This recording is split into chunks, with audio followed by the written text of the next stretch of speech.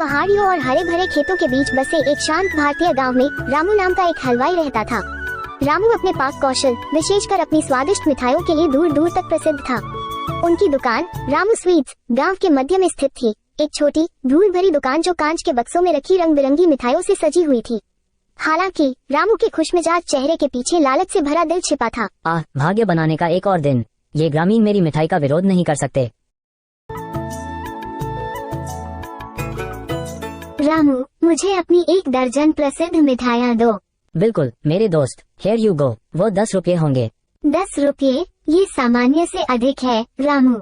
खैर, गुणवत्ता की कीमत है मेरे दोस्त। आप निराश नहीं होंगे, मैं वादा करता हूँ।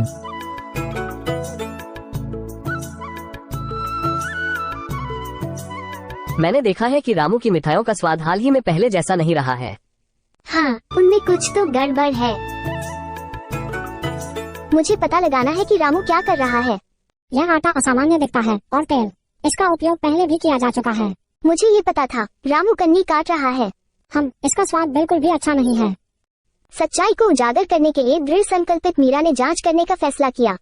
उसने सावधानी से रामू की सामग्री के नमूने एकत्र किए और उन्हें गांव के बुजुर्ग बापू नाम के एक बुद्धिमान बूढ़े व्यक्ति के पास ले गई। मेरे प्यारे दोस्तों, ये हमारे ध्यान में आया है कि हमारे प्यारे हलवाई रामू ने अपने लालच को अपने निर्णय पर हावी होने दिया है।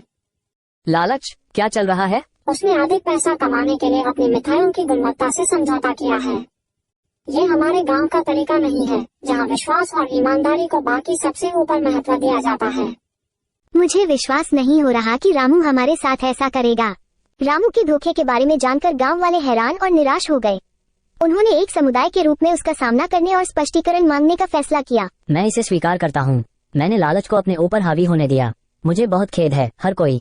हमने तुम पर भरोसा किया रामू। हमें आशा है कि आप अपना तरीका बदल देंगे। समय के साथ रामू ने अपने ग्राहकों का विश्वास दोबारा हासिल करने के लिए कड़ी मेहनत की। उन्होंने अपनी सस्ती सामग्री को त्याग दिया और एक बार फिर उच्च गुणवत्ता वाली सामग्री का उपयोग करना शुरू कर दिया। गांव ने उसे माफ कर दिया और रामू ने अपने लालच के परिणामों के बारे में एक मूल्यवान सबक सीखा। मैं वादा करता हूँ, अब से मेरी मिठाइयाँ हमेशा ईमानदारी और निष्ठा से बनाई जाएंगी। जैसे जैसे साल बीतते गए, रामू की मिठाइयाँ एक बार फिर गांव की पाक उत्कृष्टता का प्रतीक बन गईं। और वह भी न केवल अपने स्वादिष्ट व्यंजनों के लिए बल्कि अपनी नई ईमानदारी के लिए भी जाना जाने लगा।